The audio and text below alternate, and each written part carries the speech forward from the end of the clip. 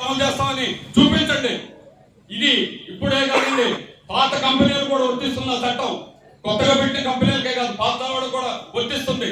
Petrol drugs ఎక్కడ ఉన్న వాళ్ళు పనిచేస్తున్నారండి, అలాగే పరవాడలో ఎక్కడ ఉన్న వాళ్ళు పనిచేస్తున్నారండి. పరవాడ కంపెనీలో చుట్టూ ఉన్నటువంటి గ్రామస్తులు అంటే ఉద్యోగం. వాడు బయట వాడని నేను శ్రీకాకుళం, విజయనగరం, విజయవాడ నుంచి వచ్చానని చెప్పుకొని ఉద్యోగం సంపాదించుకుంటాను. అంటే స్థానికులు అనేవాళ్ళు అంత పాపాత్మగా, అంత చెడ్డవాళ్ళ, అంత దుర్మార్గుల, ఎందుకు ఈ రకంగా వ్యవహరిస్తా ఉన్నారు? వాళ్ళకి చెప్పగలిగినటువంటి ధైర్యం ఈ ప్రభుత్వాలకు లేదు. సీఎంఓ ఆఫీస్ నుంచి కానీ లేదా పిఎంఓ ఆఫీస్ నుంచి వస్తాయండి వాళ్ళ కొత్త రోజులు. ఎందుకంటే వాళ్ళు అంత పెద్దవాళ్ళు, డబ్బులు పెట్టి ఎవరినైనా కొనగలరు. ఎవరు పెద్దవాళ్ళని, ఎవరిని ఏ చిన్న అధికారులు, కలెక్టర్లు, వాళ్ళు ఎవరు కూడా వాళ్ళకి పనికిరారు, వాళ్ళ స్థాయికే అక్కర్లేదు.